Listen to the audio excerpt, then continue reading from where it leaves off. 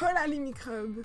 Ça nous est tous déjà arrivé d'errer sur Internet, puis de sombrer dans les parties un peu plus dark.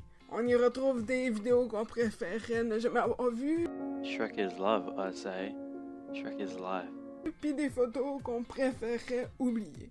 Et si vous réagissez comme moi, la première question qui vous vient à l'esprit, c'est « Que c'est ça? » Ou en bon français, « Qu'est-ce que c'est que ça? » Alors, bienvenue dans cette capsule où je trouve des images bizarres. Il y a la microbiologie, bien sûr, parce qu'il faut rester dans le thème, pour vous expliquer que c'est ça. Sans attendre, voici donc la première image. Alors, qu'est-ce qui se passe ici? Il s'agit d'épidermodysplasie viruciforme. Je pense que je mérite un Oscar juste pour avoir dit ce mot-là. Mieux connu comme le Three-Man Syndrome en anglais. Il s'agit d'un syndrome à deux facettes. La première facette est liée au virus du papillon humain.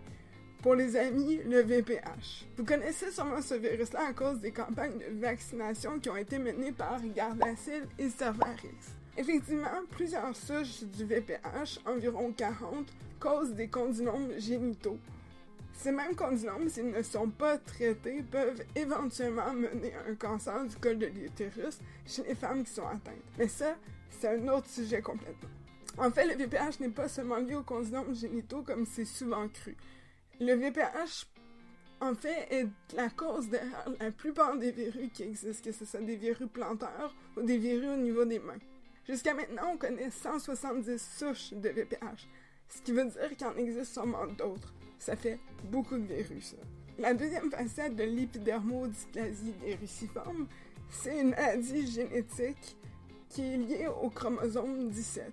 En bref, cette maladie génétique-là donne une sensibilité accrue à ce virus. Si on combine les deux, on se retrouve avec une apparition de macules et de papules pseudo-tumorales, surtout sur les mains et sur les pieds, mais parfois aussi sur d'autres régions du corps. C'est quoi des macules et des papules? Les macules, en fait, c'est des régions de la peau qui vont changer de couleur et changer d'apparence, mais sans qu'il y ait une élévation qui se crée. Donc les macules, dans ce cas-ci, vont avoir une apparence écailleuse un peu. Tandis que les papules, c'est des élévations de la peau solides, qui ne sont pas remplies de liquide. Cependant, ce qui est le plus impressionnant dans ce syndrome-là, c'est les espèces de cornes cutanées qui se forment. Et c'est vraiment le nom qu'on donne à ces protubérances. En fait, c'est des espèces d'excroissance cutanées qui vont se former à partir de lésions cancérigènes ou de verrues dans le cas présent. C'est des cornes qui sont faits à base de kératine, donc la protéine qu'on retrouve dans les cheveux, dans les ongles et sur la peau. Comme la plupart des personnes qui sont atteintes de ce syndrome-là sont issues de pays en développement, l'accès à la chirurgie est parfois difficile. L'un des cas connus qui a peut-être fait le tour du monde, c'est celui de Dede Koswara, un Indonésien qui a réussi à obtenir une chirurgie pour pouvoir éliminer ces excroissances-là.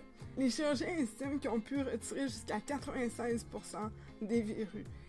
Et ce tas de verrues et de cornes et de trucs pesait environ 6 kilos. Cependant, ils ont remarqué que les excroissances finissaient par revenir au bout d'un moment. Et il a été estimé que pour garder un contrôle sur ces verrues-là, ça prenait environ 2 chirurgies par année, ce qui est parfois impossible pour ces personnes-là. Environ 200 personnes souffrent de ce syndrome-là mondialement. Et bien que la chirurgie puisse alléger temporairement les symptômes, c'est pas une solution à long terme.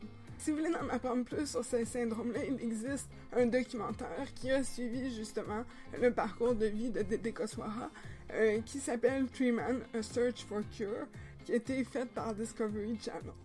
Et voilà, vous savez donc que c'est ça. Puis si vous aimez ce genre d'épisode-là, n'hésitez pas à me proposer des images. Si vous avez aimé, abonnez-vous, partagez, etc. Et je vous dis à la prochaine, les microbes!